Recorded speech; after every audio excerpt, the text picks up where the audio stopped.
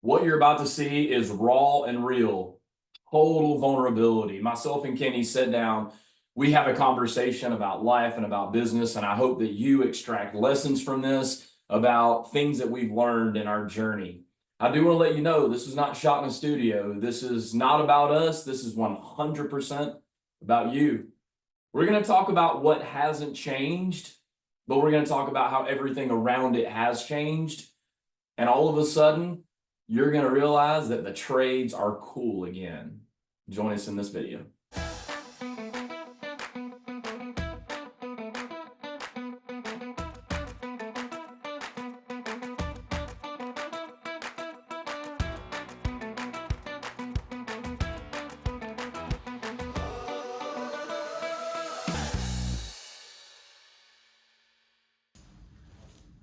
Cool. So, damn, it's April 21st? Is that right? 22nd. April 22nd, 2024? Yep. Okay. So, a lot's changed, I guess you could say. Go back to. 30 years ago is when I started. April 1st, 94, actually. Wow. So we're 30 years for you Yep. in the industry. Won't you do me a favor? I just mentioned this just the other day that our relationship has evolved a lot, but rewind us back 30 years and say the last 25 of those. Could you just kind of go, bam, here's what happened in those 25 years? In the industry itself, In your career first, in my career, what have you seen change? Because I hear you tell these stories all the time, right? Of the Yeah. payphone and the Yeah, pager, right, and like, right. okay, so those things have changed, but like, what are some things that you've seen that have massively changed in the last 25? you know what I think there's what's interesting about that. I think about Jeff Bezos actually. What is interesting is how much has not changed. And I think that's what we kind of forget, that 30 years ago, I was going out, knocking on doors, asking clients what they had going on and figuring out a solution, offering them options for what that was, finding something that fit their budget, and going on. Everything around that has changed. Interesting. From technology to software to client behavior, different ways that we process, take notes, all of that. So we get that, and the conversation always goes, it's changing so fast. But the really cool thing of one of the biggest changes that's really happened in the last 5 years, maybe 8, but it's accelerating as you and I sit here in 2024, is the trades are getting cool again. And the trades were not cool. I was in the trades because I wasn't cool and I couldn't go to school and I had no skill and I had no way to make a living. That's why I ended up here. But now we've entered the conversation of college now. My father-in-law said something the other day to Christy about he's now reading in the papers that parents are no longer what was the word that he used? Embarrassed. That was the word. Parents are no longer embarrassed if their kids don't go to school. What that means for this industry for the next 30 years, because I like to think sometimes in 10-year blocks, but I have 25-year visions. And the next 25 years, the trades is the place to be, brother. It's amazing. Well, it's interesting you bring that up because I just read this article that if you do the math on the actual education, the debt that comes out, how long it takes to actually dig yourself out of that, and how that the education system has led people to believe that you got to go to college to get smart. And we see in this industry all the time, some of the most successful people in this industry, quote, didn't come from that kind of education. So right.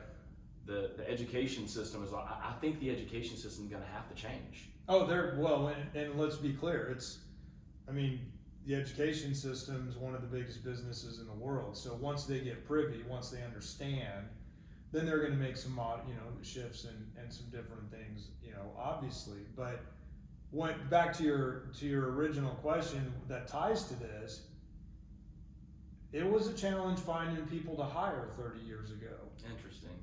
And it's a challenge finding people to hire now. And so those things are, we have different platforms. I ran an ad in the newspaper back then. In the classifieds. Yeah, right? exactly. And like that was the thing. And so, now we have the online platforms and portals and social channels and all the different areas.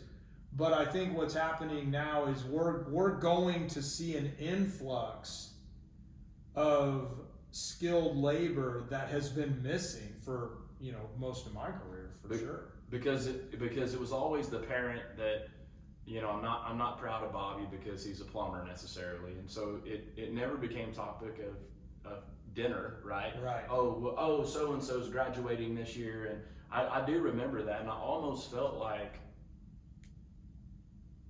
this sounds weird and kind of sounds a little cold, but I almost felt like I was not a part of the smart kids. No, right? 100%. And it wasn't that I wasn't smart, it's just college wasn't for me. And so when people are trying to figure out their career path, shift gears for a minute. I was on the back porch talking to our neighbor the other day, and he was talking about how his son is in marine mechanics, right? And he's learning how to work on boat motors, and he's doing this through the high school program, but he's doing this as kind of like you remember the old days of you had construction, Votech and all that. Votech, Yeah, and it's right. actually starting to come back. Yes. Here's what was interesting, and I found it kind of cool when he was bragging on his son, because his son is so good that they were in a competition. He won it. They won regional, and his kid was actually at the state finals. So what does that mean? Like, now they're putting a big heavy focus on working with your hands, and schools are starting to be more proud about having people that can do that. Absolutely. And I think that's the conversation that needed to change. Was the parents always want the better life for their kids than they had. Mm-hmm. And if I didn't go to school and I have this life, especially if I don't love this life, I want better for my kids. Well, I know what it's like to not go to school, meaning higher education. So then I want them to go. And then it just became part of the machine. Mm-hmm. And now we've got a generation that has come up and said, my parents went to college, and they don't, not saying everybody, but a lot of people aren't happy.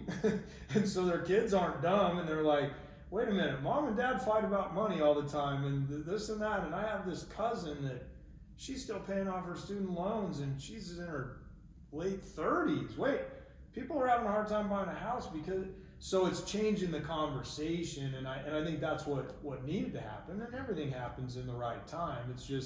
It's really exciting to be in this phase of it now, where because of AI, the different technologies, the software advancements that we've had, it frees it up to where we can get back to being a people business again, which is what we really have always been, and that's the part that hasn't changed either. So when you look at it's still people business, still delivering of services. I want to talk a little bit about this, because I think that a lot of people, there was an era where being a sales company was a bad thing too. Oh yeah. Right. Oh, it's a sales company, right? They're flat rate, or it's weird how the industry gets these stigmas slapped on them about, it's technology, it's software, it's weird that there's always something that people are chasing in this industry. Yes. But at the end of the day, got to be good at marketing. Yes. Got to be good at selling. Mm-hmm. Got to be good at servicing, and got to be good with finances. Yes. And that's kind of the core of this business. It right? is. And you wrap your culture around those things, and that's going to spit out. That's the algorithm. You put those things together with a culture, and that right there, that combination answers the question when people go, why is that company successful and this one struggles? They're in the same market. They're across the highway from each other. They do the same trades, yet it's because of the marketing, sales, finance, culture, servicing, operations. Well, let me ask, like, when you see that, I've always said, people typically are doing something for some reason. Mm-hmm. And there was a point in my career personally where I felt like I was doing it to prove a point. Mm-hmm. And that lasted for a for a brief moment. Yes. And then my why started to change. And I think that can drive a lot of the culture of an organization. Yes. When, like, it, you know, as an owner, like, I'm setting out to prove something. So my culture was different. And there was a point where setting out to prove it actually made the culture really bad. Mm-hmm. And it became that all they care about is money. All they look at is me like I'm a dollar figure. And it's a sad place to be, but defining moments happen. Mm-hmm. And for me, one of those defining moments where one of the guys said to me, "This is not the company it used to be." Mm. And how often do our team members speak to us and we don't listen to them? You know, that's interesting, because there's two things there. One, of course it's not the company that it used to be. It can't be. Like, so that's number one, is we have some people that, if you know, we talk about it at Blue Collar. If you have a hard time with change, this isn't the place for you, because we will evolve and change as the industry does, and we'll do whatever it takes to help excel the path of home service success for our clients. So that is, we will always evolve and change. That's what you and I agreed to when we got together, and that's how we're going to roll. So the challenge is, where you were at that moment in time, you weren't able to say, "No, you're right, it's not the same place. In fact, some things are better, some things might not feel as good to you, but let me explain why it's a different organization, and let me help you get let me cast my net of my vision back around you and bring you back in," because that's what the cry for understanding was. But as a leader, when you know it hasn't, or if you're in, you know, partnerships where they don't end up seeing eye to eye exactly, or however it works, when team doesn't feel they're in the cast of the net of the vision, that's when, like, okay, you know, and they'll go to the edge, they'll walk the edge and go, "Not sure I'm liking this freaking notebook in the truck thing, or now is technology. I don't know if they're recording what I'm saying to the customer. I'm not, you know, it should GPS, remember?" Track you're tracking it, like all that stuff. Now, you know, it's just, but my point is that as culture evolves and as things change, we've got to be able to say that, and I've also been there too, where I can't defend it, because it's changed to a place. You know, I've had several radical dips in my career based on my own place of my own leadership.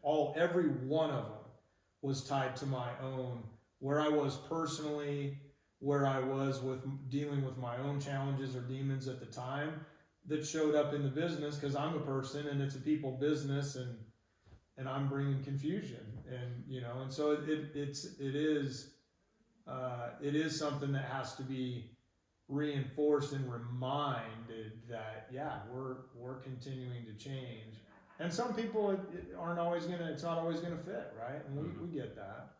What do you think about, because, okay, so you're talking about change and culture and how people evolve, but what is your take on this whole demeanor of, you got to get out and get up every day and go grind and never get sleep and never, I know that here lately in your development, you talked a lot about self-care, and it's been something that I wouldn't say that I've not been aware of, but I come to a place where I have learned that as an operator or as a human being, I can't be a better version of myself for people, if that makes sense, until I'm a better version for myself. And it kind of goes back to that post that, you know, I made about you, that, you know, it's a profound quote. You know, Bob Marley said, "People are being loved for being fake and being hated for being real."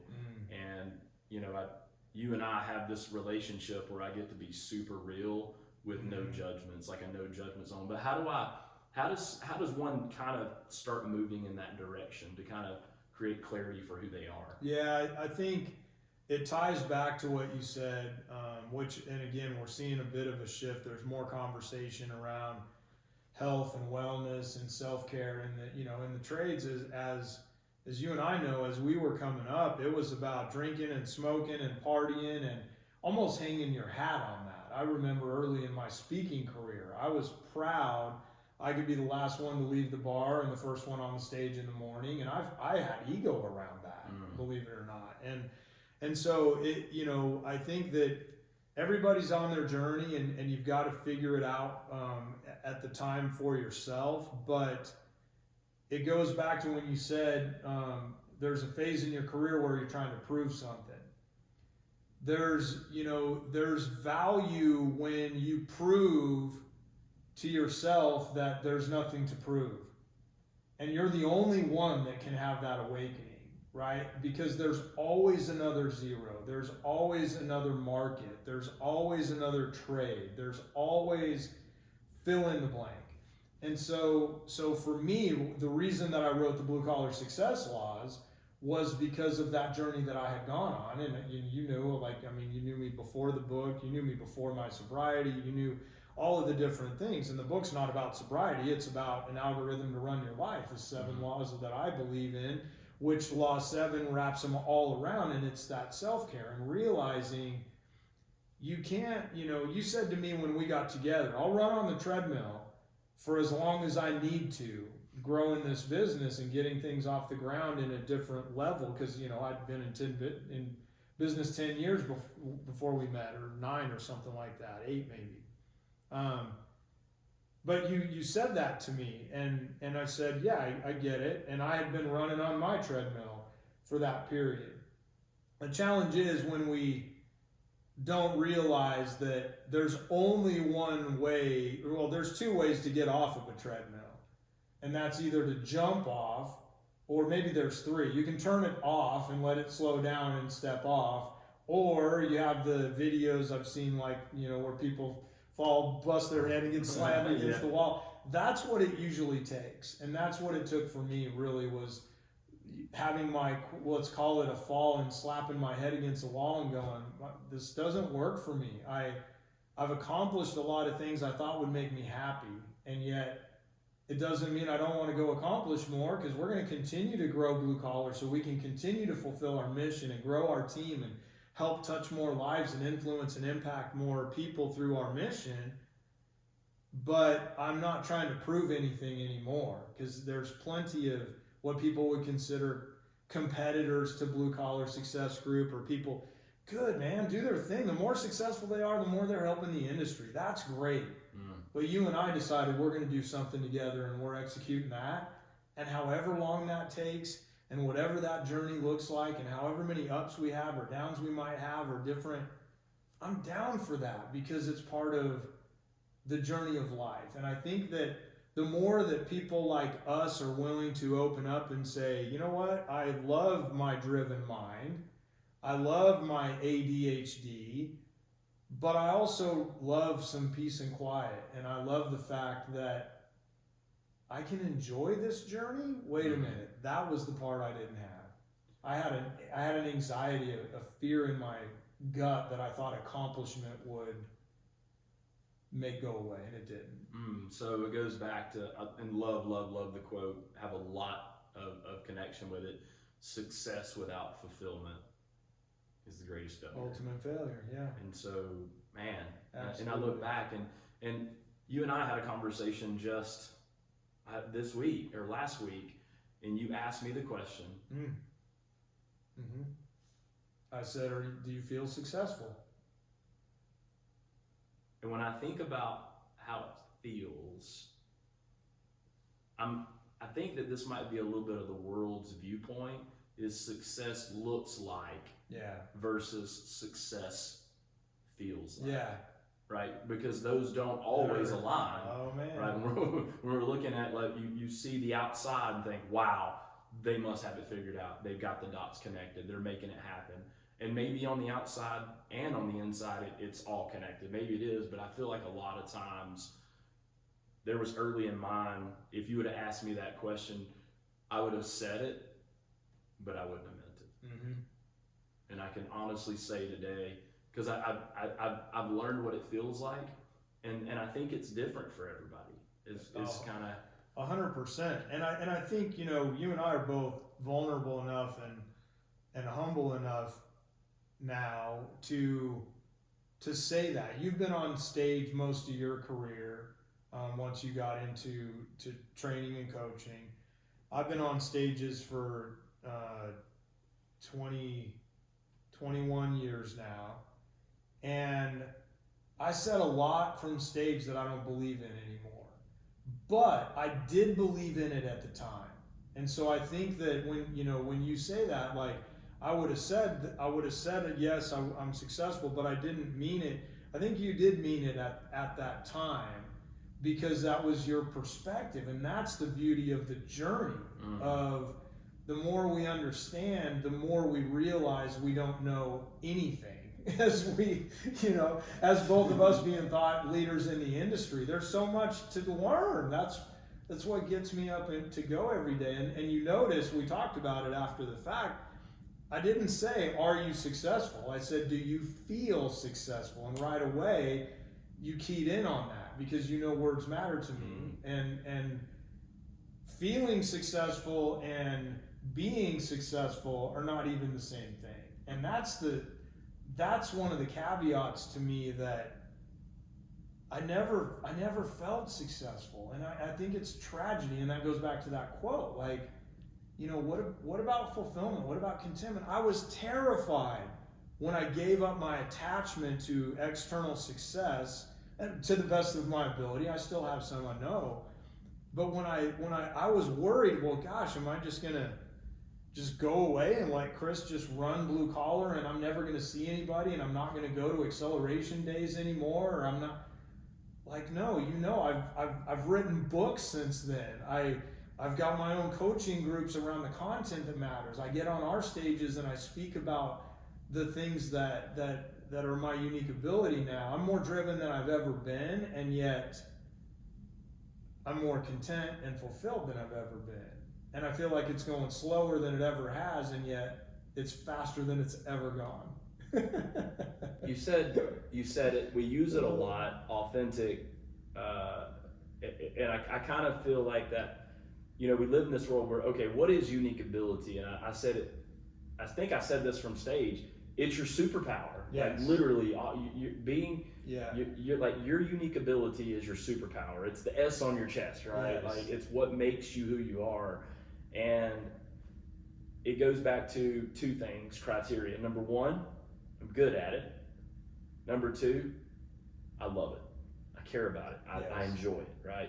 I'm good at it and I enjoy it. Why do you think the world struggles with that? Like, why do you think the world struggles with this whole unique ability concept? Yeah, I think, well, and let's give Strategic Coach props on unique abilities, actually a trademark phrase from them that they've taught both of us around that. And I think that when we think about unique ability as a concept, some people call it zone of genius, whatever it is, it's that thing that it's not effortless, but man, it's when the time just goes away, and it's when you're just back to sports, when you're in the zone or whatever that is. But I think that we struggle with it. I mean, I'll go deep with it. I think we struggle with it because we struggle with self-love, and it feels too good, and it's too easy, and it's not supposed to feel good, and it's not supposed to be easy. It's supposed to be hard, and I'm supposed to feel like crap, or else it wasn't hard enough. We've all heard it. Without all the blood, sweat, and tears, it's going to be hard, because you have to evolve as a person, period. That's going to be the hardest part of your journey as a driven-minded leader, whatever you're doing as a parent, if you're married or in intimate relationships, you've got to evolve as a person. That's going to be hard. When you're in unique ability, you just feel good. And if you're not wired to feel good, which I was not, I was wired to kick my own butt. I was wired to feel less than. I was wired for scarcity. And those things don't exist in unique ability. You just get up and do what God put you on the planet to do, this one or two things. But we're taught, we're programmed from a child. I was good at math. I wasn't good at English. I wasn't good. I wasn't good at most things, but by God, I had to study them, and I get it. We have to, do some of that. But once you're out in the real world, don't build a career like that, because you're going to end up mediocre everywhere and unfulfilled because you're not doing what you're really great at, or you're afraid. The other reason is you're afraid somebody else is going to pass you up, or I'm not going to delegate to that person. I've talked about it. You're a better operator than I am. And our operator that you bring in as you elevate will be a better operator than you are today.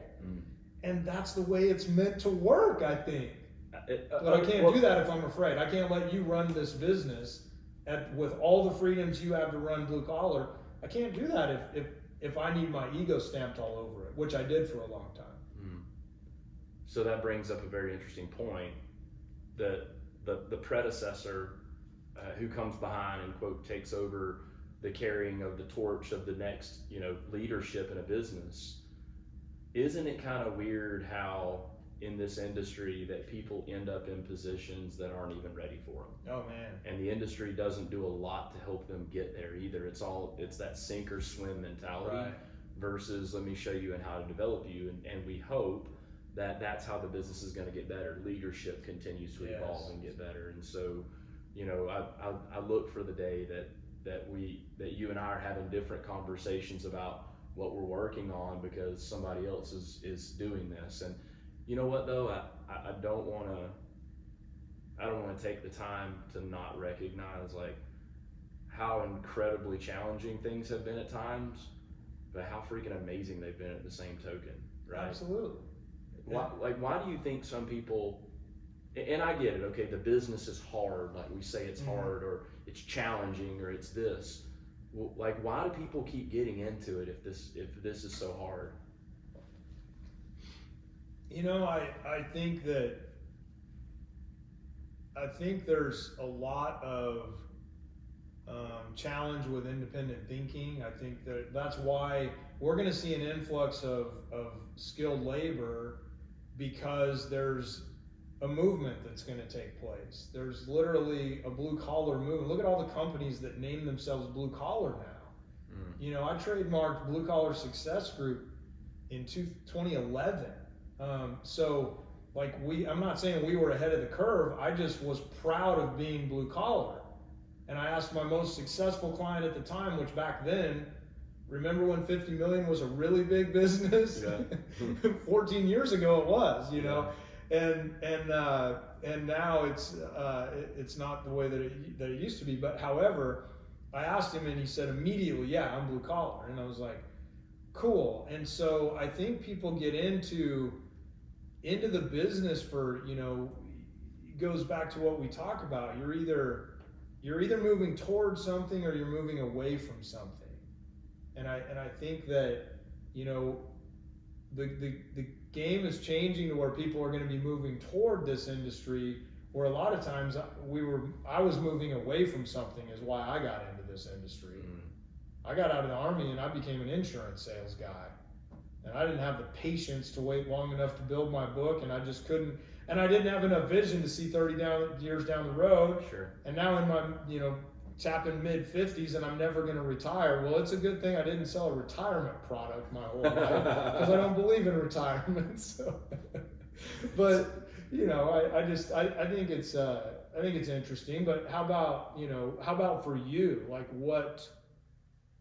what have you seen shift in your, what a lot of people forget about your career is you've had like virtually every aspect, where I was on with a service manager earlier today, from one of the clients I still work with at Blue Collar, and I told him, I said, you have an interesting perspective, because you were a technical technician, then you were a selling technician, then you became a service manager, then you became a full-time trainer, and now you're a service manager again and a trainer.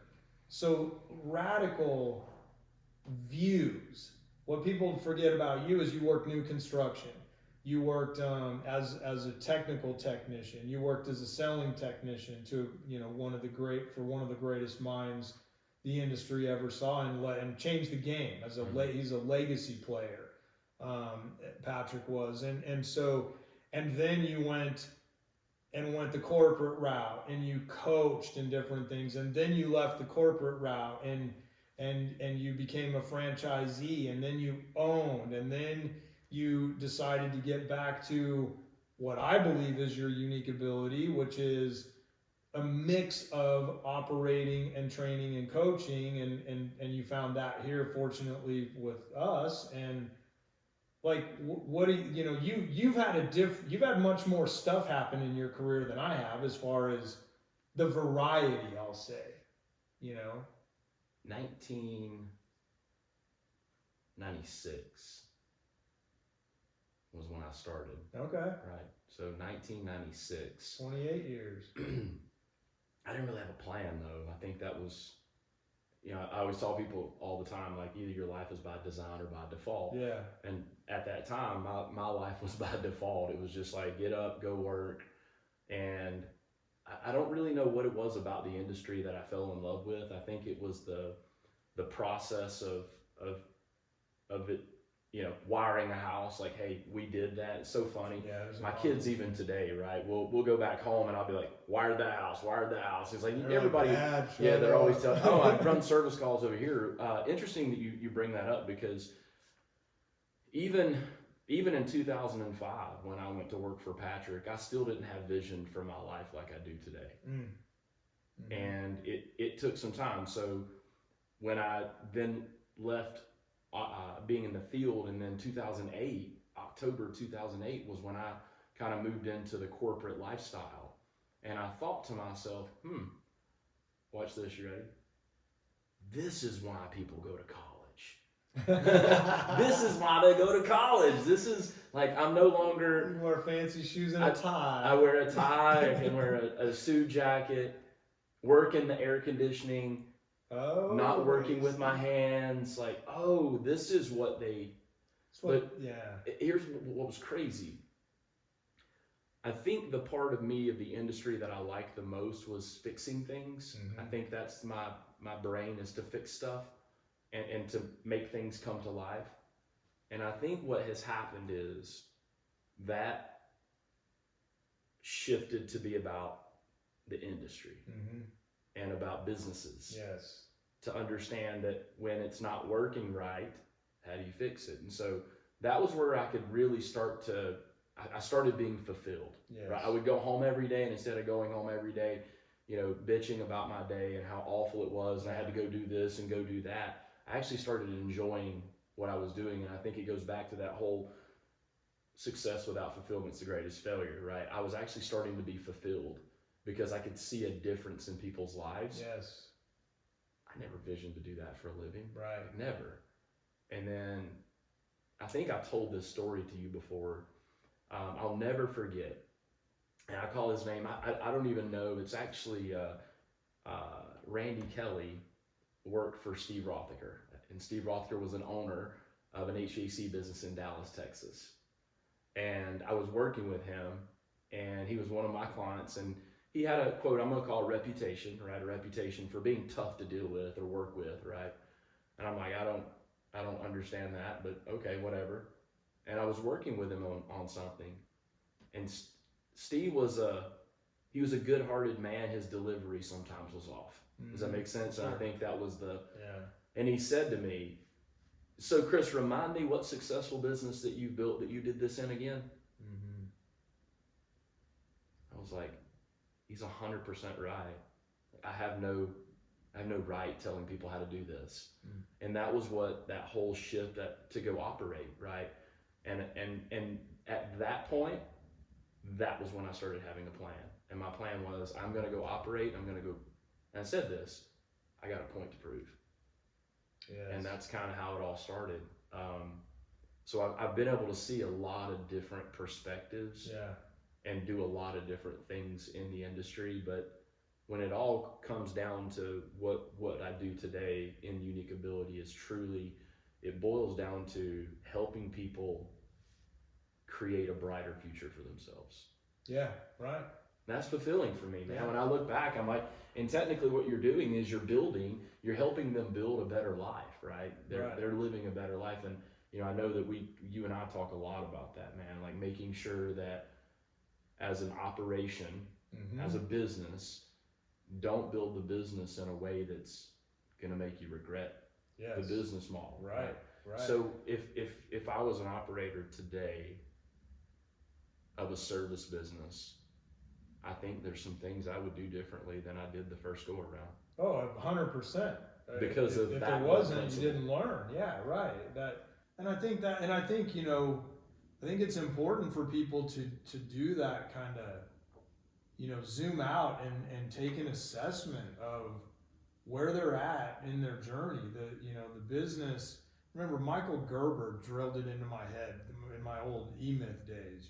That what was it? E-Myth Revisited was the book, and that's where I really learned systemization. But he was like an in-your-face, still is to this day. He's an in-your-face kind of guy. No, pulls no punches, whatever. But he's like, the business only exists to serve the owner's life. Period. That's the only reason. And that never really resonated with me. I started building my businesses that way at the time, but I really want a business now that serves all team members' lives when team members are clear enough to understand who they are. Because my job isn't to help a team member understand who they are. My job is to create a platform in order for them to excel once they understand that unique ability. So I think it's interesting to your point of, if you look back, kind of like we were talking about the industry, platforms change. Sure, I ran my dispatch board on a whiteboard, like that was it. Now it's all digitized and it has, colors. But it's still the same thing. It's the same. It's getting a technician it's to the a same home. thing. And you did the same thing when you were wiring a house as you did when you figured out offering options, as you did when you went into started coaching, as you did when you went back to build a business, as you do now as our president here. And so the platform changes and maybe the task itself, but really, it doesn't when you get clear about what you're here to do and then honor it. And my God, is it hard to honor it, because you're really, really good at a lot of stuff that you shouldn't be doing. All of us, you know what I mean? I'm not directing that at you. I'm saying at humanity, we're all really good at a lot of stuff and we shouldn't do it. And, the more clear you get that, for me, I feel like I'm here for like one or two things and that's it. And I'm just, it's not that I suck at everything else, but other people are better than me at it. And I want to give them that opportunity. Why do you think that is? That, I hear people say things like, oh, I'm just going to focus on my weaknesses. I'm going to improve my weaknesses. What do you think causes that versus I'm going to lean into my strengths and strengthen my strengths, if that makes sense? Like, have you ever, because I hear people do that often, like, oh, I'm not good at accounting, so I'm going to get good at accounting, or I'm not good at selling, so I'm going to get better at selling. I'm not a good trainer. And operators oftentimes try to strengthen the weakness instead of strengthen the things they're strong at. Right? Absolutely. Why do you? I think there's two. One, it's a lot of how we're conditioned and how we're wired. And there's the brain is a problem solving tool. So but it's going, if you don't give it a problem to solve, then it's going to solve, whatever, or it's going to create some. As we know, operators create plenty of problems for themselves, unconsciously or subconsciously, but we have a way of doing that. And so I think that what you want to be able to focus on is, I'm going to continue to work on elevating my game, but I'm going to be able to do it in my zone of genius and delegate and find people that can do this other thing or better than. And we've talked about it a lot as we've grown so much at Blue Collar over the last few years. When we find somebody to fill a role and it's true unique ability for them, once they learn our business model, we can't even tell them how to do the job. because they're so much better. They're so far beyond what we could do with it. They're like, you know, what's the old cliche here? Hold my beer. Like, you know, it's like, oh, you want this as your vision? I'll be back. And they just go make stuff happen. And it's like, wow, I wouldn't have. But and a lot of us that started small, and especially that grew up poor, I believe, and that's only because I grew up poor, I don't know where we're going to eat, but ridiculously tight budgets. And I know mom didn't eat sometimes, but there's that scarcity ingraining that I better be able to do it all. And so until, you know, we get to levels in our lives where I'm going to hire somebody to cut my grass because I'd rather be with the kids on the weekend. And a lot of people can't ever even get there because it's like, if I can do it, I should do it. If I could save $3.45, we've all come from, like, I'm drive all the way across town to save a nickel on gas. Like, but you think you're doing the right thing, and then you bring that into your operations of your business and go, well, I could hire this position, but it's going to mean, rather than the abundance of, well, if I do that, then maybe even financially, I can't make it make sense. I'm not going to make more money today because I'm going to hire that, but I have a vision and a goal and a plan that I'm going to invest in this person or this training or this to up-level that, and I know it's where it's going to go. It's why it's constant ebbs and flows of scale. You know, I get from time to time, I call it decision fatigue. Oh God, yes. Like, I can only make a certain amount of decisions in a day. I know that kind of sounds like I've never quantified it and said, oh, it's at 10. At 10, I can't take any more. Right. And different days would be different for me as well. Yeah. Like sometimes Chelsea will come in and say, hey, I need to ask you a question. And I'm like, what's it about? Because sometimes I don't have the energy to make any more decisions. I'm tapped out on that. And I think sometimes as operators, people will make the decision anyways, and rarely, because we talked about this, right? It's better to make decisions right than to make the right decisions. So what are some things I can do that kind of help me make sure, and I started thinking this through, like, how can I make the decision right? Number one, it's got to tie to others, right? When I make decisions, what's the impact of others? What's not just the impact to me, but what's the impact of others? What's the impact of, does this have anything to do with any goals that I have?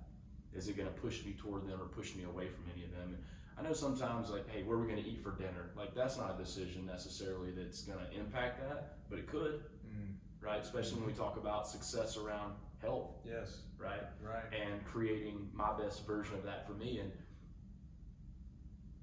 look at an operator, like, look at the amount of decisions they're faced with every single day. Every single day. One of the things that has been pretty helpful for me, though, is typically when the decision needs to be made, is I've here lately been flipping it back. That's what I've been doing lately. If you wouldn't have asked me this question, what would you have done? Well, I would have, and so it at least starts to, I then can start to understand the process of how they make decisions. Yes. And it's been, from a decision fatigue, it's probably been one of my nemesis as a leader. Yeah. Always having to make decisions. It's like, now, let me just empower people to be able to make decisions. Absolutely. And I think that, I think it's important that we remember as leaders, like, the conditioning of the brain happens in all kinds of ways when we're not mindful of it. And when we constantly are making decisions that others bring us, it happens at every level in the business too. Whether I'm, working with an apprentice in the truck, there's a decision-making quotient for the day, all the way to, a service manager working a deal on a phone with a client or whatever, and everything in between, and or owners or investors making decisions based on the income review, right? Whatever those types of things are, and going back to thinking about your zone of genius or unique ability, those are really the only decisions we should be making, regardless of your role or quote rank or title in the organization. Other people should be making their own decisions and then getting the education that needs to be learned. But the trades are filled with leaders that love to fix things. So my coaching game changed when my coach and mentor, I was working on who I really want to work with and like the ideal client for me and my own work. And said, I really like helping people solve their problems. And he said, cool, get ready for a life of people with problems. And I went, well, wait a minute, I don't want to be around people with a bunch of problems all the time. And he said, but that's what you're putting out there.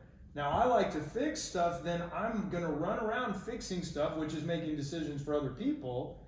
And now and it's all through the service business. So you don't realize it as you're growing. And then if you're a GM, the next thing you know, you're making service manager decisions, you're making call center decisions, you're making dispatch decisions.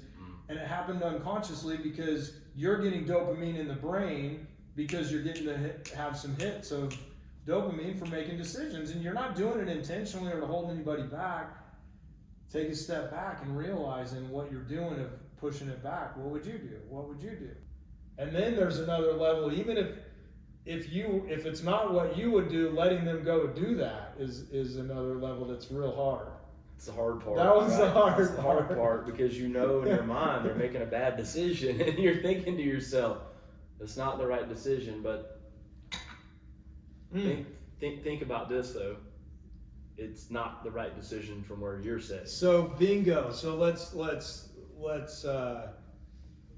I won't call him out, but he's one of the vendor partners at Blue Collar Elite Buy. And I was having a conversation with him, and I've shared this with you. And this is,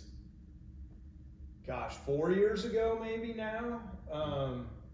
And he's like, how are things going? And he's a personal friend of mine. And so we were talking, not like having a business call. He's like, how's everything going? I'm like, oh, we're doing great.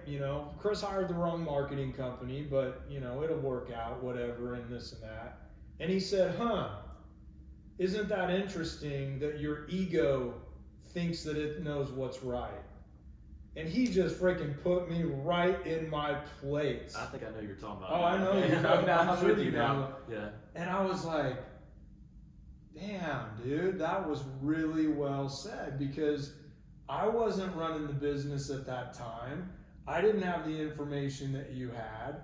I didn't have the lesson or whatever needed to, and you look at our incredible marketing team that we have now as we continue to learn. Every bit of it had to happen. But I didn't need to get involved and go, well, wait a minute, because I was able to look at myself and go, how many successful marketing companies have you hired when you were running it, Kenny? Let's see. That's a zero. There's zero. Well, you know what's funny? It goes back to, I've never done this before. Yeah. Right. I know how to do the service business piece, but this is a different world, and how funny it is now that, and I think it'll kind of work itself out. But a lot of people now think that, well, I was an operator, I'll just go teach people how to do that. I'll be a coach. I'll be a trainer. It's just not the same. Right. Oh man. Man, the lessons that I've learned of operating this business, right? When you think that this is the answer, but that's not the answer at all, right? Well, it must be like this. It must be like this. And I'm hearing this word a lot right now in the industry, quote, gurus. I'm like, what does that even mean? I don't even know what this means anymore. That makes me think of Tony Robbins' documentary, I'm Not Your Guru. I don't know. I don't know what that means. Obviously, I'm not currently on social media, so I needed to shut out the noise of it. But I think that if we remove any labels, what we're looking for is somebody to partner with that can help us. And there's been a flood of coaches and consultants and training organizations as private equity money came into the place. A lot of people sold their businesses, a lot of different things, this and that. Hey, whatever. I used to work some with a best practices group. You worked with a franchise. We're doing our thing. Everybody needs to do their thing. I think the key is that I look at my little wagon of life, and I've attached it a lot of places, and I've attached it sometimes when I knew in my gut it probably wasn't the right place to attach it, but my ego wanted it for whatever reason. I was being told the right thing, and I've done it with blue collar. I've gotten behind visions of other people in different ways, internally, externally, when I wasn't true to my gut. So like at blue collar, I think about our own mission and what we do together. We could be a lot larger of a company than we are right now. 100%. But by choice, we both believe slow is smooth and smooth is fast, and I want to enjoy the ride, and I want to enjoy our team, and I want our clients, want to be able to deliver to our clients. Why we waited so long before we launched Blue Collar Elite Buy, when I just mentioned our vendor partner program, strategic partners, because I want true partners. It's not a money game. It's not a money play. It's helping improve. And so, I think it's important that as the industry evolves, and with AI, with technology, the ability to create content is easy now. And reality is there's a couple of gurus out there. ChatGPT is one of them that it's kind of like the information's everywhere. And I remember this even from my early days. Information it's fine, but I scaled a service business and built a self-managing plumbing, heating, air company because I'm an implementer. That was all so it really goes back to whoever you're following or whoever you're watching, be mindful of how it makes you feel and what does it make you do?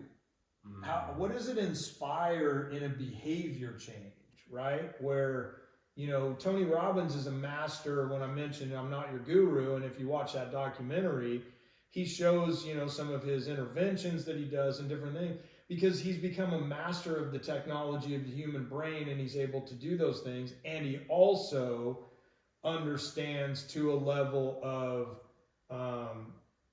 getting people to a certain fatigue and different things. He's doing what he's on the planet to do. There's only one Tony Robbins. Joe Polish, a friend of mine that operates a company called Genius Network, right? I was in Joe's organization for several years, and I remember telling his operations manager at the time, I want Blue Collar to be like Genius Network. And he said, you better forget that right now. He said, this thing is an anomaly. There's only one Joe Polish. There's only ever going to be one Genius Network. And that's good. And there's tons of business organizations that help people just like Genius does. It's just there's tons of blue collar success groups, but there's only a Kenny Chapman and a Chris Crew that got together as a CEO and a president that said, this is how we see this going. This is our vision together. I had one, you had one, we put it together. And that's what makes us who we are. And we resonate with some and we don't with some. And that's great. It's great, great, great. You said something, and I'm just going to ask, because I think sometimes this is kind of the way people think. You said this ain't about the money. And people would say, well, that's a cop-out, right? Well, that's a cop-out. You can't say it's not about the money. Then why you do it, right? Yeah. And it goes back to that, I asked the question about gurus, right, in the industry. Like, why would someone look down upon another business or person who has the intention of helping someone else and getting paid for that service? Right, yeah. And I'm thinking that it could be that maybe that the image of the guru doesn't get portrayed clearly, right? And you hear all the negative stories of cash grabs and they did this to take advantage of so and so. And I mean, at the end of the day, this is how I really feel, and I've said this to you 1,000 times if I've said it once. I believe one thing that really separates us apart is our reputation. Yes. And I'll never forget this, because as a kid, my grandfather told me that. That's one thing. And it was really, you know, the old saying is like, hey boy, you know, one thing I gave you was your last name. You better keep it clean. It's like, my family actually has a really good name, right? They have a good reputation in town, in the town that I'm from. Fast forward that, what exactly do you think creates a reputation for people? Like, quote, the reputation, what is it, the old saying, like the reputation succeeds them or whatever, kind of follows them. And I believe this. Maybe I'm way off, man. You may be like, yeah, dude, you're living in a fantasy world, but I've said, I don't think you'll ever find anybody in the market ever, that past or present, that we've worked with that said, those guys are crooks, or those guys hurt me or took advantage of me. You might hear people say, yeah, it just didn't work for me, but I don't know that you're going to find anybody to say that about us. And I think it goes back to our reputation. Yeah, well, and it's important to both of us, and I think that goes through our core values. And you know, when we look at operating with integrity and winning together, you know, I think these are things that matter to me independently and matter to you independently. And it's why we were told by other people. You and I didn't go out and find each other. We were told by multiple other people that we needed to play the game together, right? And the thing is, you might find some people that go, yeah, no, whatever that might look like. I don't know. I certainly hope not. But what I do know is we've always done the absolute best we possibly can to do the right thing and to take care of people. And I'm glad you mentioned that, of me saying, it's not about the money. Let me check that statement, because I am somebody who says that as soon as somebody says it's not about the money, you know it's about the money. And so I'm glad that you mirrored that back to me, that I said that. It is about the money. It's not just about the money. And so it has to be about the money, because yes, we're in a for-profit business, and I like profit. Let's be clear. I like profit, and I like paying team exceptionally well, and I like clients winning. And so it goes back to, you know, in the service business, like, how do I feel about our services at Blue Collar? I don't think we charge enough. I think we need to raise our rates. In fact, as the president, I think I'm telling you, no. But you know, it's like, because what we do is not a cost. It's actually, it pays dividends. It's literally buying future revenue every interaction you have with our organization. And so every compounded, I'll say, interaction. And so I think that I've always been, you know, going back to unique ability. I was the kid on the playground that could go over to the hoods and smoke a cigarette and still make baseball practice on time to be the catcher on the baseball team. And so I'm not saying that's right, but I was able to get along with everybody, and I've brought that into my professional career. And once it became even easier once I was able to set more ego aside. And you know, I have no hard feelings with people that have sued us in this business, competitors that, you know, trademarked different things from your previous employer, who we have not named, you know, sent me cease and desist when I was in the service business over taglines that I was using and different things. And hey, everybody's got to do their thing, and that's okay.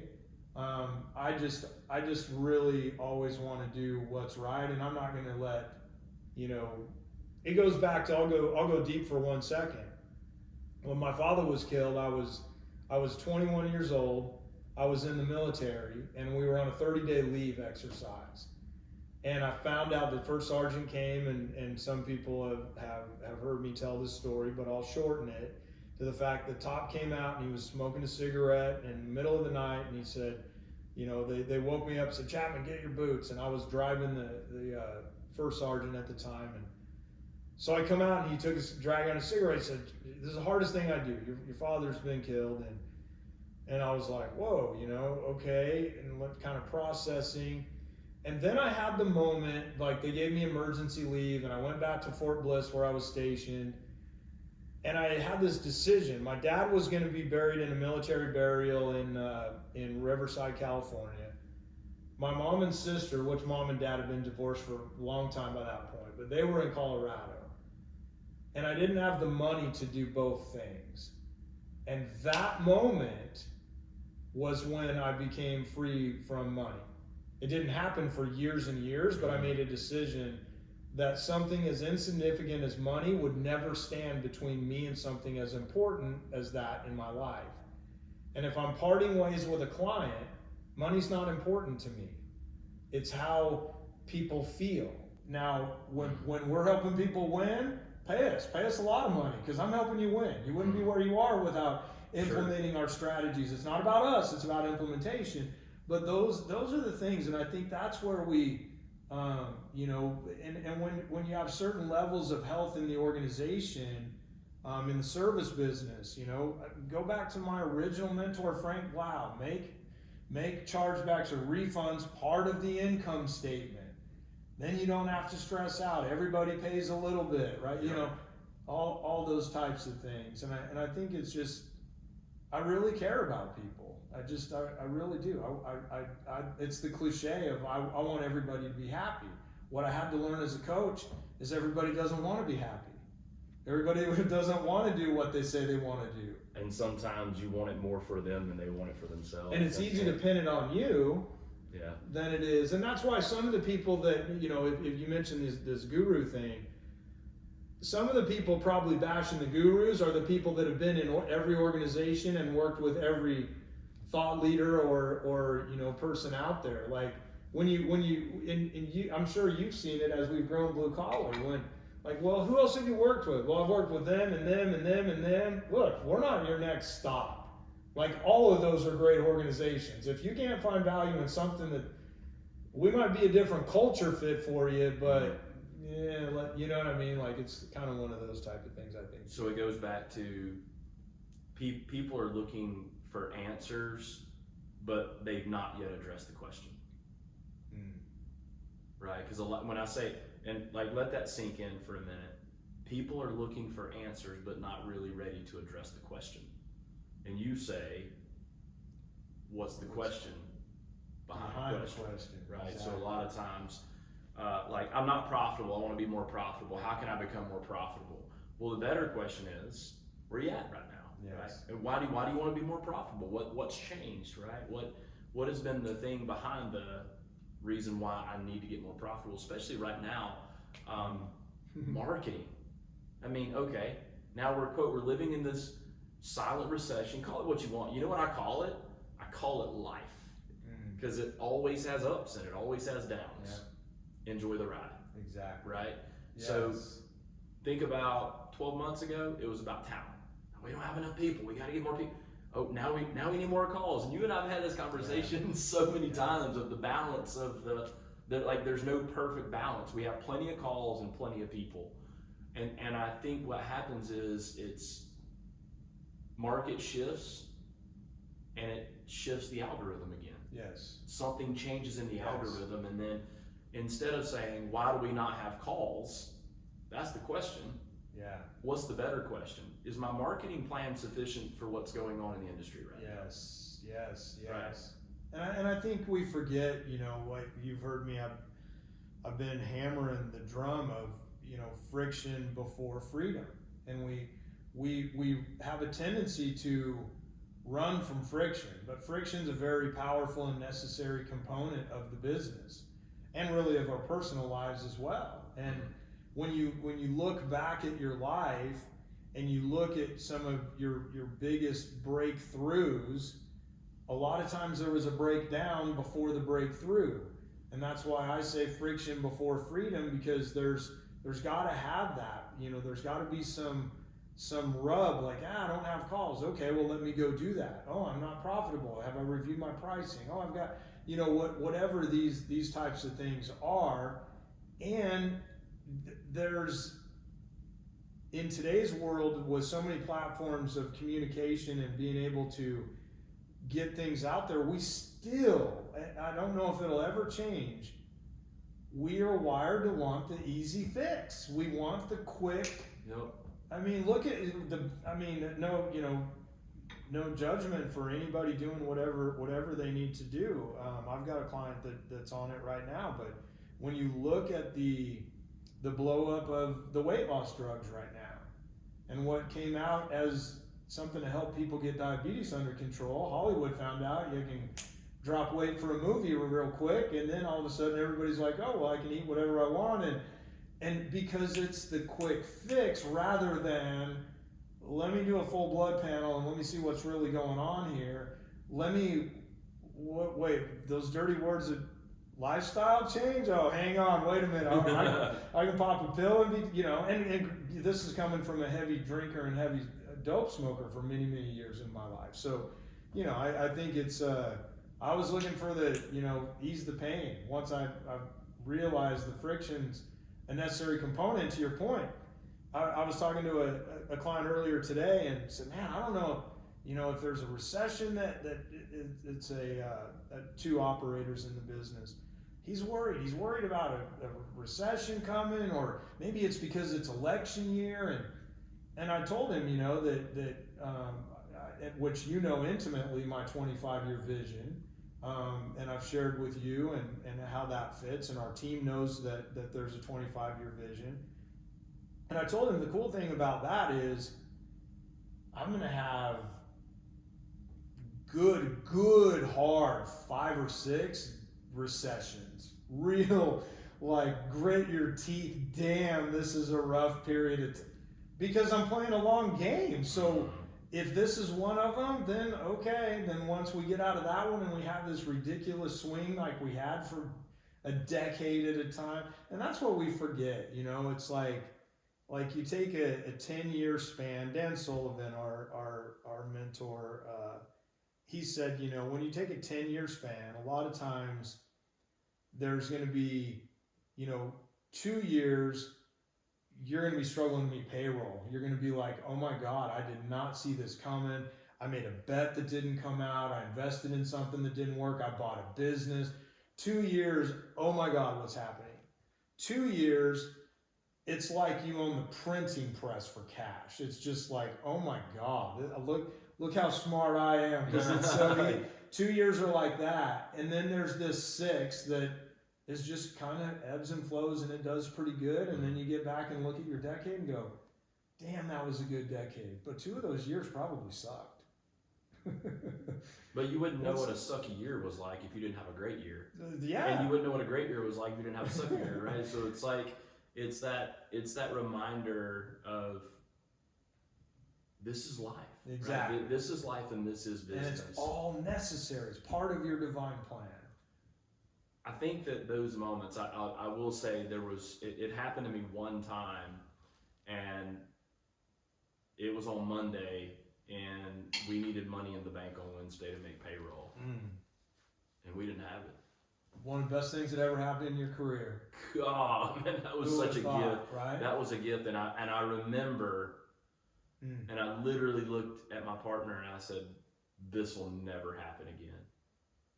Now, fortunately, it up until this point, it's never happened again. But it was that lesson that had to be learned. Like, it was the step to the cliff edge of, you know what, this is what falling is going to look like, right? Yes, but when I was traveling with Les Brown calls it the I've had it moment. You embraced an I've had it moment, and you said, I'm not doing this again. That's based on your own, wiring. And I think we forget that we all have different thresholds of pain. And in the trades, bro, for whatever reason, we have such a tremendous high threshold for pain where it's like, my God, and maybe it's from all the addicts and all the, spider bites and all the heat and all the cold and all, like we got groomed for this or whatever, but you decided, I'm not doing that again. A lot of people decide, I got out of that. I hope that doesn't happen to me again. I don't want that to happen to me again. But I'm not taking whatever action necessary. And so I think that's an important component for people to remember. And as you and I just have a great conversation with each other for us to, everything we're talking about reinforcing for me and you. And I think that, you know, when you get yourself to that I've had it moment, you know, I lost 45 pounds last year. I was just done. I wasn't obese. I wasn't like, damn, look at that guy. I was just done. I was been fat my whole life. I'm 52 years old at the time or something, and went, I'm done with that. I had a coach and a doctor. I got a new doctor, and he held me accountable to a couple things. But I think whether it's, you know, payroll, and I talk about it like the thermostat on the wall, where some people have that threshold and they set it, and some people have it, and we all know it. If you want to know what it is, you know, you look at, if you're a leader in the service business, you look at your personal income over the last 5 years, and you'll know what your level of thermostat is for your money. Interesting. Because you'll exceed it a few years, and then you'll go right back down. You'll drop below it a few years, but you'll go right when you think about it. And I remember, oh my gosh, it'll come to me. I read that in a book about money specifically, probably 5 years ago. And I went to the lovely Christy and I said, what do you think our money threshold is? And she spit exactly what I thought. And she just went, boom, it's this. And I went, oh my God. And so we changed it, and it changed. And it goes back to what Zig Ziglar says about that whole helping other people get what they want, Yes. right? And so when you see somebody that's successful, what you might want to ask yourself, the question is, man, wonder who all they've helped, right? Instead of that, I wonder what they did to get that, right? How are they helping people? And when I look at, you know, like what we do every single day, I get up every day, I tell people all the time, like, I get paid to do this. It's kind of weird. It's just weird, right? My family, like, what do you do for a living? It's like, well, here's what I do. And people can't wrap their mind around getting paid to do that, right? And I don't even really consider this a career. I don't even know what I would call this now. Like, it's not a job. It's not a career, and I don't even know what to call what I'm doing now. It's because you're more in unique ability than you've ever been in your life. That's why. And that's what I want people to realize. You don't have to change careers. You don't have to sell your business. You don't have to get out of a trade or add a trade. You've just got to lean into the things that you're really good at, because you didn't have to come here and do this. You could have continued building and done this in your own organization. Like there's different, you know, like these are the things that had in your service business organization. I mean, you know, and yet as I say that, yes, you did have to come and do it because that's where you were in your journey and all those different things. And I believe divinely that we needed time together. And you know, I believe we needed a long time together. So we're gonna play for a long time. and as we talked about, you know, our divine path crossing was from other people, and as we know, energy speaks to energy, and one of my unique abilities is elevating energy in myself now, which now infiltrates into other people. And when our buddy Tim saw it in you, and our buddy Robert saw it in me, and said, "Wait a minute, you guys, you know, there's those things of they saw similar things in us, even though you and I had never even met, you know." And once again, it goes back to that. Those conversations. Think about this. This is crazy. That conversation, and actually, just rewind the two people that mutually knew us. I would never have met either one of those people had I not left the field and went to the corporate world. Yes. Like that just now dawned on me, that part of my life. And I think this goes back to, you know, I wasn't fortunate enough to know him, but I hear you talk about Sean a lot, right? Yeah, Sean Stevenson. And Sean says, like, life is not happening to me, life is happening for me. Yes. And how do we get out of a victim mentality? And I mean, I used to, right? You know, yeah, I'll quote it, right? You know, Tupac said, "It's just me against the world." Oh man. Right? And I almost got that tattooed on my back. Actually, that's really? where I was. Oh yeah. Wow. I was huge on that. When I had something to prove, and that's how I felt. I felt alone. I felt like it was just me getting up and fighting every day for a long, long time. Like really, I was, quote, successful, back to your point, like the world. And even when I came out and addressed my alcoholism and my weed addiction, a lot of people were like, really?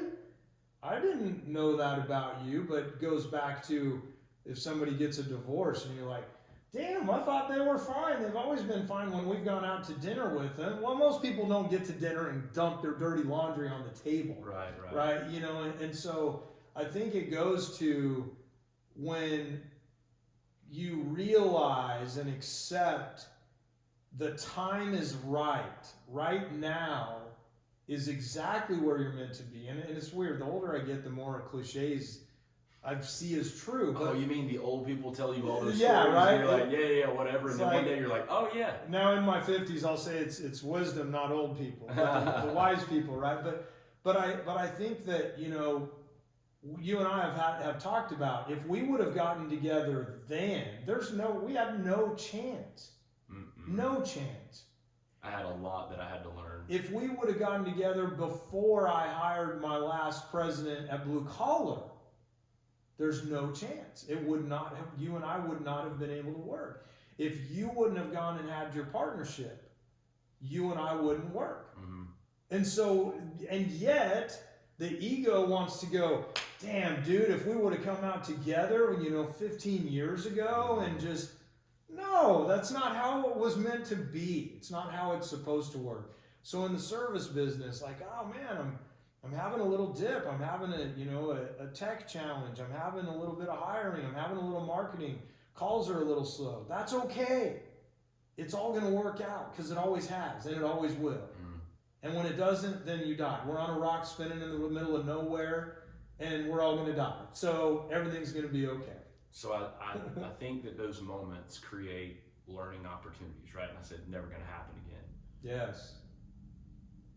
I believe the service business teaches us lessons. Oh man. But it's the lessons that you don't learn are the ones you have to keep going through, right? Yes, and it shows up in different ways. We call it, God, we had a really bad sales month. Well, okay, why? Yeah. Why did we have a bad sales month, right? And it wasn't just like, and I'm not saying analyze it 6 ways to Sunday, but most people don't take the time to recognize what is on repeat right now. Right. What is it that's going on that's on repeat that caused that? Hey, we had a really good month. What caused that? Because I think that is a lesson that has to be learned, that a lot of times people want to learn things from negative experiences, right? And I've said this a lot too. You don't really learn a lot when you win. And it's not that you can't, it's that you don't take the time to learn. Just generally going I won next, right? And so if we have a great month, we lay down a great financial performance in a month and we move on to the next. Okay, what was it about that month that we did that we can duplicate again? Yes, and that's why we structure Blue Collar with our scale-up sessions, our executive power meetings, so we're giving you that time to step out and think and be able to assess, because we need to have that moment and check in and look at that. But I want to make sure, I want to capture what you said there about how, you're not always learning and you're always going to repeat the same mistakes. And I needed to have,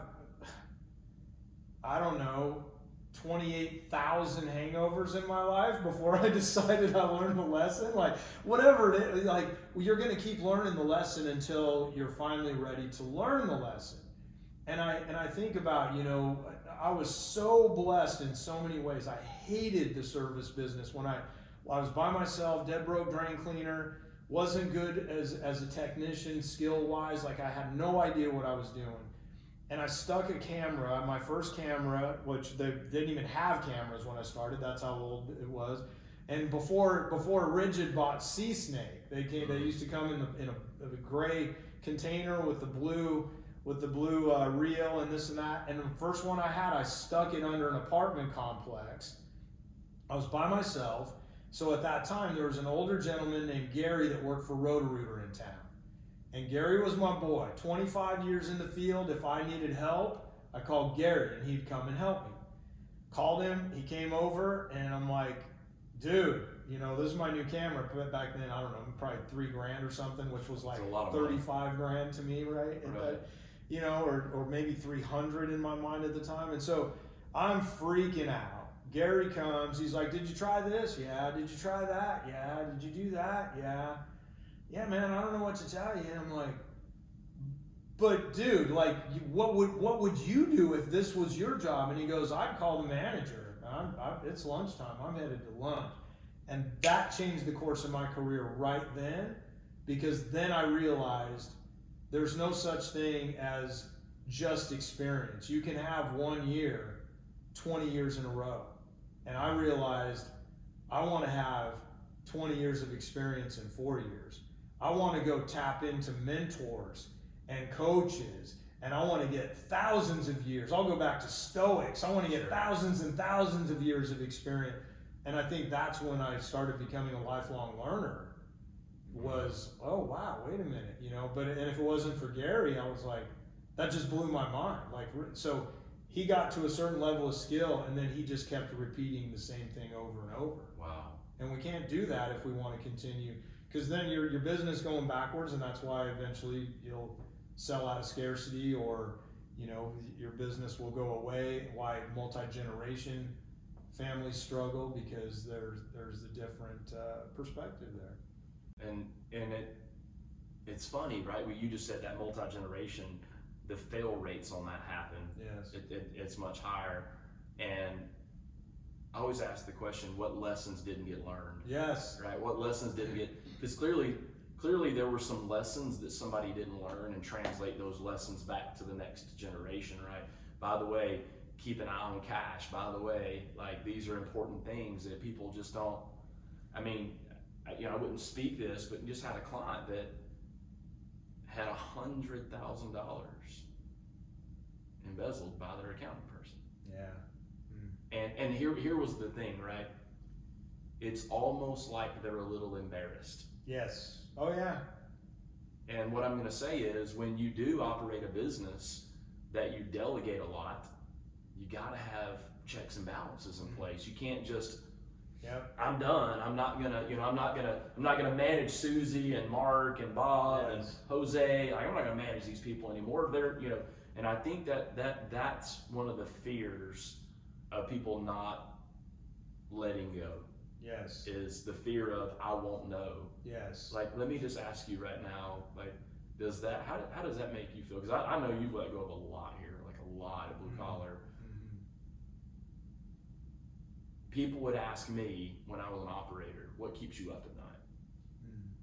And I said, all the trucks on the road. Yeah. So if I asked you, well, if you have, what is a concern that you would have at blue collar, like in its current state today? I know that's a deep question. We haven't talked about that, but I think it's interesting to see, like, because your actions will start to lean toward doing things to alleviate that. I don't operate in fear anymore, or I do my best not to. So the things that I'm mindful of, that are on my radar, is growing as the CEO, as an influence to the management team here, to make sure that I continue to sharpen my own saw, because I am completely removed from the day to day. I have no idea what's going on in this place, and it's incredible. Like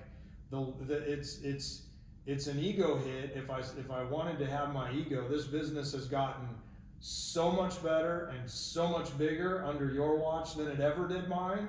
It's mind-boggling. You've seen it. I mean, you did it. So you've watched it. We have income statement reviews every month. Like you're in the thick of it, and you've watched it as it's gone. And I've done my best to mentor you and Chelsea and Jeremy and the rest of the management team now from an arm's length. But I want to continue to be able to influence in the organization to where I'm in unique ability, and that unique ability adds massive value. Where I don't, I had a client recently that's in a father-son transition, and the dad said, I don't want to be put out to pasture. And I thought, well, nobody's trying to put you out to pasture like that. But I get that from a standpoint of what that means is I don't want to not have value, right? And so what I know about myself is I've got enough self-worth and I've got enough self-awareness now. I'll lock myself in my office and read and study and write and build content that the world never sees if I have to continue to elevate. But I've been in an interesting phase over the last 3 years or so as the company's had so much momentum. So I think, in the early days, let me go back a step for people that might be in the, well, what if I have to get back in the truck or this or that? I was blessed because I'm not a technician by trade. I'm a drain cleaner by trade. Never had a plumbing license. Never passed a gas test. Can't work on plumbing, HVAC. I just know how to run those business models, right? And work with people. So I always had the fear, like, well, if everybody walked out, I own a plumbing heating company and I can't do the work. So that was a gift and a curse because I was afraid of that on one level. On the other level, I better become a damn good leader that people want to be here and surround myself better than any other game in town. And so that's where I focused. So now when we go and look at blue collar, as you were taking over, as you were coming in and making the transition, and you were adding unique ability tasks to when it was just you and I and Jeremy as trainers, right? And it's like, I'm sitting there with the 14-year-old at the dance with my hands in behind my back going, I don't teach what these guys teach. This is different. And so we went through that phase where I got to have some journal experiences where I write my, my ritual, I write every morning. And I'm like, if everybody walks out today, I can't do it. I can't. What do we have? 7 academies or something like that now? I could maybe get through the one that I built originally, which is not even the same, the fundamentals, the core is there. The fundamental piece of that, but beyond that, the business is bigger than me now, and that was always the goal. And so I can either come from scarcity and go, well, I better make sure I better learn how to teach, call by call management or call by call clinic. I better make sure that I know how to train Office Champions Academy. No, that's not unique ability for me. I better make sure I can become a better CEO. I can make sure that Chris and I stay connected, to make sure that I'm creating a path, that Chris knows my vision, he knows my support, he knows the fulfillment, he knows the investing that I'll make and do as we do together. I just, that's what I think about now. I don't want to be scared in my life, but I also don't want to have the ostrich, acting like it doesn't really happen. Yeah, like, there's everything. Will everything be fine? Sure, everything's always going to be fine. I understand that more than ever. But I encourage people to allow that delegation. And you mentioned family, that one's always fascinated me. And you can study the Rockefellers versus the Vanderbilts and the different things. And I just saw Smucker's, the jelly company just reported, they just reported last week earnings. 7th generation Smucker is running that business. And I was like, wow, and think about how much that game has changed or whatever. But why does it happen? It goes back to what we were talking about way early in this conversation. decisions were being made for the people coming up. Mm. They weren't allowed to have the pain. They weren't allowed to have the struggle. You know, I work with 2 father-son entities right now in some transition stuff, and one of them said to me, I don't want him to know what it's like to worry about meeting payroll. And I said, that's cool, but he needs to have his own pain. He needs to have his own I've had it moments and they're going to be different because you went through that. When Henry Ford's turning, you know, the next generation of Fords, they shouldn't have to learn the exact same lesson, but there needs to be, we can't remove the friction, right? Mm. So somebody said to me about raising children that I don't have, so I love quoting things about raising kids. But it was something along, if you take the hard, how was it? If you take the hard path, like the more challenging route of raising children, having some discipline, having some rules, having guidelines and different things like that, you're going to have friction in the parent-child relationship at times. If you take the easy route, then the grandparents are going to end up raising the kids. And I thought that was a fascinating thing. And I hope I just didn't speak out. I didn't even think about your life when I said that. When I thought about it, but right when I finished that statement, I realized who I'm talking to again, so I'm not judging, I'm not saying anything, but it was something like that, and I think it happens whether we're growing service managers or sales managers.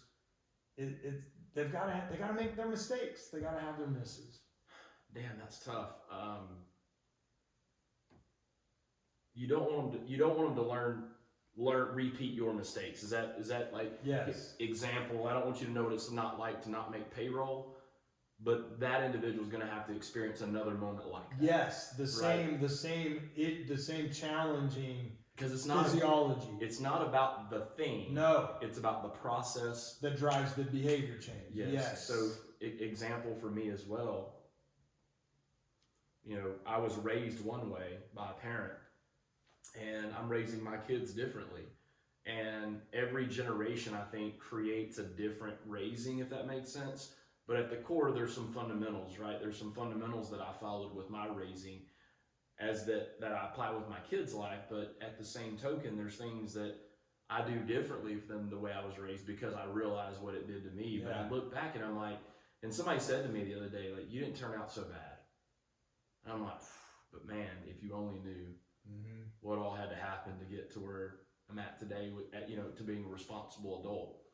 Well, the same is true about service businesses. Yes, it's all necessary. You wouldn't be who you are without all that pain. They've got to go through it. So if I'm an owner today, I've went through the pain of hiring a general manager and that doesn't work out. So I'll just keep running it. Yep.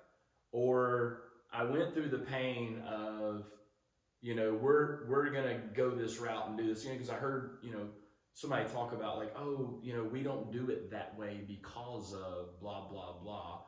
And it was a situation where, I don't want to get in the weeds, but I was explaining to this company, like, here is how you can run this process and this is the end result. Well, the license holder wasn't the owner. Yeah. And the license holder was like, yeah, no, we're not gonna do that. It's my license. And I said to the owner, separate conversation, I said, so what's the plan to get the backup license holder? Yeah, we gotta have another option, period. Because and here's what's funny, man. Like, people in the service business handcuff themselves and do nothing to get out of it. Yeah. They'll handcuff themselves going into it. Yes. And not try to do anything to get out. It blows my mind. It goes back to, what's the end game? And I think, yes. What's the end game? I think the personal vision that is being executed within the company vision, right? And so I think, you know, cause that whole being held hostage and so and this, and we equate that with delegation. And remember, I owned a service business for 27 years, and I was never the license holder. And so I get it. I like you've got to figure out, you've got to do the different things. We were always licensed and we always did everything legally, but you have these things. And so I think when you have those moments, it's when you check your own personal vision, your own why, your own what you're doing it for. Cause it hit me when you said that. I had a president here at Blue Collar before you. When I made my decision, I wanted to grow the business beyond Christy and I and an assistant. We ran like that for 7 or 8 years, and I went, I like team. I like having people around me. I like things like this. So let's grow it. Perfect. And I brought in another gentleman, and he's a great guy. I care about him deeply. I care about his family. I want nothing but the best for them. It wasn't a timing thing that for his life and my life, the time wasn't right. Okay, cool. So when we parted ways, I had the conversation like, well, that sucked. I just, you know, and in the service business, you don't go out and introduce your general manager to your client base every day. In this business, you do. And so I built a lot of image for and around, you know, this person and the different things and all that. And so now my ego takes this hit and I've got to go unwind that. And certainly some clients are going to be upset and I failed and all these different. So the ego goes, I'm not going through that again. I don't want to do that. Like, you know, so on. And so that's why I think for me, there's things that you can't not do in your life. And for me, I can't not have an operator with me in a business. I can't. I don't want to do it by myself. And I don't want to do it with my wife. My wife's great at helping me get concepts off the ground and unpacking my brain. She's my number one coach for sure. And she's the strategic advisor here because that's how her brain thinks differently than mine. But we don't want to operate together, right? Not long term. And we had for a while, and it was that time. But if I wouldn't have had that ability to check in with myself and go, all right, pick yourself up, dust yourself off, and let's see what was right. Now, in hindsight, that's why you were on the team originally. Because I knew in my gut, there's a chance this thing doesn't work. And let's be clear, we haven't had this conversation, so we might as well have it on camera. I don't think you would have come here if you didn't think there was a chance to do something big. That's very interesting. And you didn't want it when you got here. I didn't because of what I came out of. Exactly. That's not what I was looking for at the time. That's what's interesting. Everything evolves, but this is what Chelsea was very skeptical. Oh yeah. She was super skeptical. I remember. Super skeptical. And for me, once again, it wasn't about the money, right? It was like, cop out. The money had to be there, but it wasn't about that. Yeah. For me, it was 100% what you just said. And I don't know that we've verbalized this, but I'm glad that we now had the conversation, which is 100%. I came here because I seen something bigger. Yeah. I didn't know what it was going to look like. Right. I didn't know how it was going to get put together, but I seen opportunity. Yeah. Right. And I think that's the thing that everybody should remember. We don't know what it's going to look like in 5 years either. We have our vision, we have our plan that we're going to work, and then the divine's going to enter the game, and everything's going to change and all. And so I think it's powerful when, you know, when we look and go. You said it earlier, like, well, I know how to run the service business, but I don't know how to run a coaching and training organization. I don't know how to be a president of a best practices group. But the reality is, everybody that's getting up today, none of us know how to do this because it's a new day, and there's been so much technology that was born overnight, and people woke up and wrong side of bed, right side of. We don't know what we're doing every day as leaders. We're just getting up and doing the best we can. And so I think when we start thinking we've got it figured out, that's danger zone. If you start thinking you've got the understanding of it, you're missing the point, because you'll never understand it. Good, because I'm still not understanding. I understand it better today than I ever have. I hope you feel better. But the reality is, there's so two things really quick. The first thing is it's 100% about the people. Okay, so that's true in service business. It's true in this business, and it's true in every business. Yes. Like every bit, it's 100% about the people. And when you have the right people, quote, on the right seats in the bus, yes. Whatever that looks like, right. That's when you win. And I don't know if you'll ever remember this, but I was on stage and someone asked me from the audience, "Can you tell me why the coaches have been like a revolving door, people in and out?" Oh. Do you remember that? Mm-hmm. And I just answered it as truthfully as I knew how, which is, they weren't good fits for you, which means they weren't good fits for us. Like when somebody's not a good fit for us, we move on. And I just said this, and I would repeat it again. And it's really cool how it becomes a part of the culture of the business. And I said this: when I know and somebody else knows, we're not going to ride it out anymore. Yes. And I think this is key in a service business. Yes. People let it ride out and play out for as long as they'll let it go, right? Yeah. It's like, okay, enough's enough. I got to draw the line in the sand. It's like, but when you know and you don't honor it, it actually creates more turmoil and challenges for yourself when you don't address and honor what you know needs to be done. And in many cases, we've said this, you're holding those people back as well. Yes. So they want to, like, example, and I've said this before, the day I wake up and I hate what I'm doing or I hate my job, it's the day I quit. Yeah. Like, I'm quitting. I'm not going to do this anymore. Right. And I look around at service businesses and I look at how miserable some people are. Yeah. And it's like they feel like this, right? They don't know any other way. And it's sad. It hurts me that people would live in that kind of misery and pain. Like it's a means to an end, I guess. I don't know. That's that pain tolerance that we have, I think, and it's supposed to be hard, and it's not supposed to be fun, like we talked about. And I think in the team thing where. I go back to the people in my service business. I can't. I mean, gosh, the number of team that we had through the doors in those 24 years, especially being the only. I mean, we were the only progressive company when we first started. We were the first to go up front pricing, right. First box trucks, first everything, and really kind of changed the market, which I'm proud of. But it came with a lot of daggers, and it came with a lot of misunderstanding, and it came with a lot of people that wanted the money without the effort or the understanding.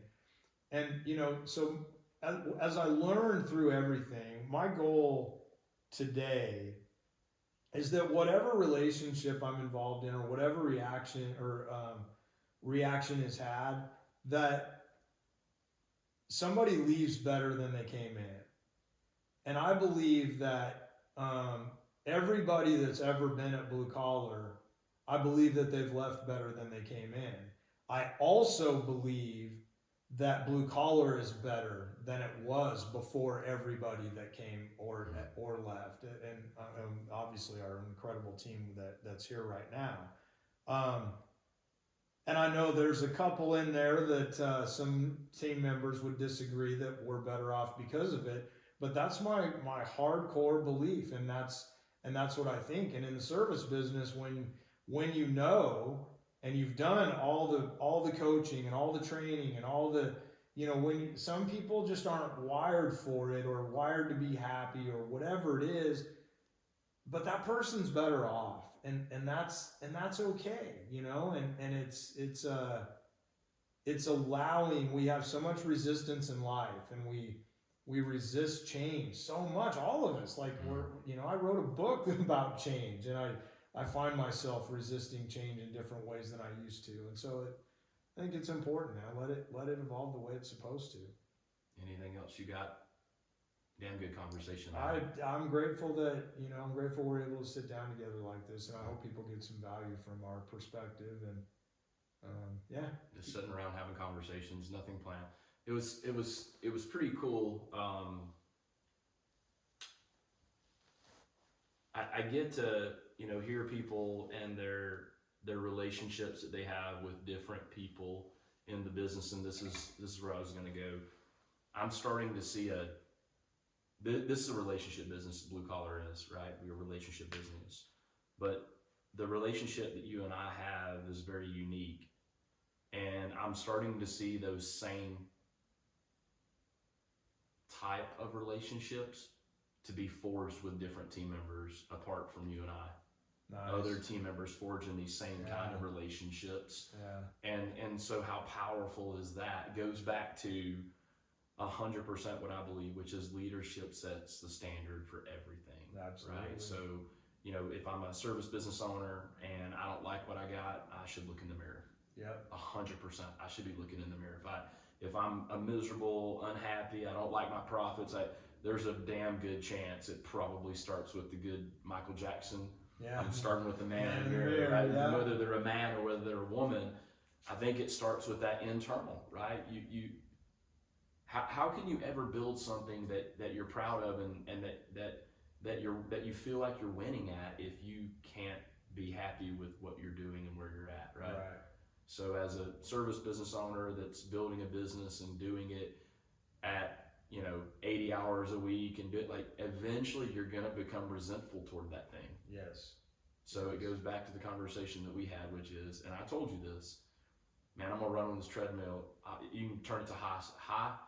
I just need to know how long we're gonna do this for. So for business owners that are out there that are building and growing their business and doing this, how long is their level of tolerance before they're saying, hey, okay, then I've got to start making this decision so that I can put this in place so that I can do that. And it goes back to you got to have vision, right? You got to have vision for your business and for yourself.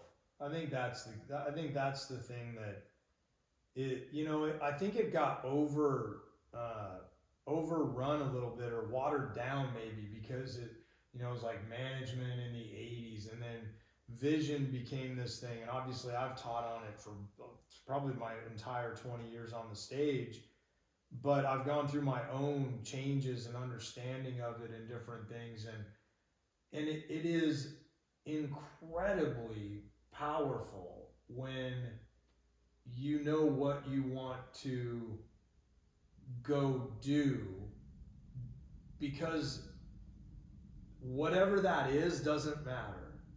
What matters is what you need to learn, how you need to change your thinking, how you need to trust, how you need to delegate, how you need to slow down, like, all those things, and get it. Hey, you got to bust your tail. Like, I ran my butt off in order to get breathing room in the service business. I was traveling 200 plus days a year in this business for the first 7-8 years.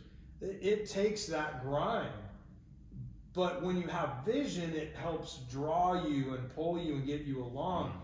And when you said, I'll run on this treadmill for as long as it takes, I just need to know there's an end and different things like that. But that's because you had a vision and you knew, mixed with my vision and Christy's vision, that we're going to be able to make some stuff happen. And I think that's when you're burnt out, you've lost your vision. I'm not talking about tired. I'm not talking about feeling like you got your ass kicked today, because that's part of the game.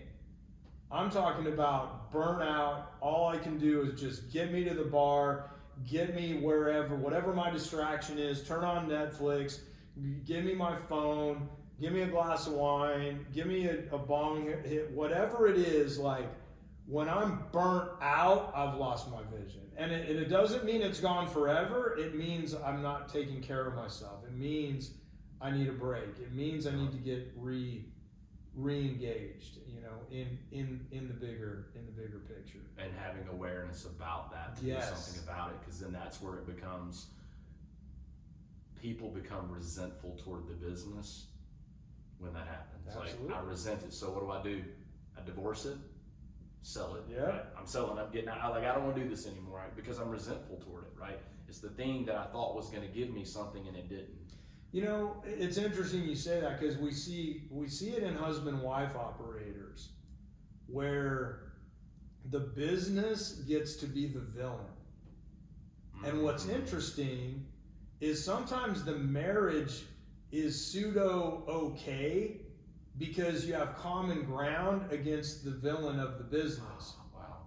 But what we got to witness some with PE and some of the selling that took place is the business is why I've got some relationship problems. So let's take it beyond husband-wife and go, well, you know, this is the thing. You know, you and I, we had countless people wanting to buy blue collar like that.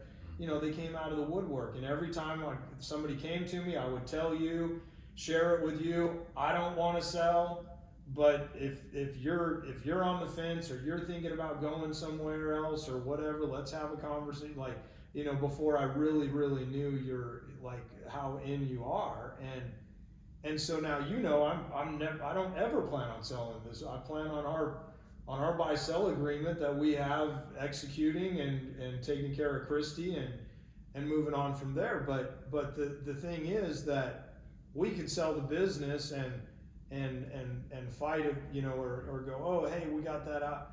Like, then what? Then what? And I think the key is the business grows the relationship, and the business helps the different. Are there challenges? Yes, that's the point. There's supposed to be challenges. And so I think that's an important thing is the brain has a way of idealizing things, and we think there's not supposed to be friction. We think there's not supposed to be challenge, but you don't get in shape without discipline, without putting in the reps, but any professional, you know, I read Arnold's book, forget the name of it now, but Arnold Schwarzenegger had that. Be Useful was the name of his book. And he talked about his bodybuilding regime and just like to become Mr. Universe, that's some serious stuff, right? But you still have to have the self-care time. You still have to, and we've talked about this, every professional sport, even golf, has an off season. Like, and yet for us, in the service business, go. There's never an off season. So you've got to build that into your schedule and having some downtime and having some free time and take care of yourself, man. You got to take care of yourself. And that goes back to, you know, two things. The only way you can be yourself is to know who you are, right? Yes. And here, that is the unique ability component, is nobody else can be you. Like, Exactly. you can't be duplicated. You can't be recreated. There's going to be something different, which means I got to preserve it. Yes. I got to preserve myself. I got to take care of me, right? Because I can't, and I told you that. It's like there's times in my life where I didn't do a good job of taking care of myself. And I've recognized that more now than ever, you know, making sure that, you know, I get plenty of sleep. I take care of my food. Like water. I mean, geez. Yeah. And it's like there's things that you become more aware of the more you lean into. Yes. Right. Absolutely. And you know, you got to lean into things. Yeah. Like this weird, you know, getting to be comfortable with yourself, about yourself, and stop lying to yourself about you. We've taught this stuff for a long time. Like you get on stage and like, you gotta. You're the only person you're lying to is yourself. You're not. Like, why do we do that? Well, it goes back to what is kind of weird. You got to have some lessons. Think about a little baby. Little baby's going to learn how to walk. Mm-hmm. It's going to have some some actual, like some bumps on your head, right? Yeah, Some, right. you know, legit. I got a purple knot on my head when I fell. Yeah. But think about if that kid was always focused on what everybody else thought every time they went to take their first step. Yeah. Every time they went to let go of the table and then they fell and hit their butt. That's no different than adults, right? That baby has not a care in the world what anybody thinks about it. Exactly. It's got a Just goal. gonna get It's right got a back. goal. Yep. I'm trying to learn how to walk. Yep. And imagine if we could just take our daily lives like that. Like, I'm not worried about what nobody else thinks about me. I'm just trying to learn how to fill in the blank. Yes. Amen, brother. Right. I love it. Good, That's man. what it's about. Any final thoughts? No, this is wonderful. Love it. Yeah. Appreciate you, brother. Thanks, Thank man. you so much, too. man. Love it. Awesome. Inspired, motivated, fired up.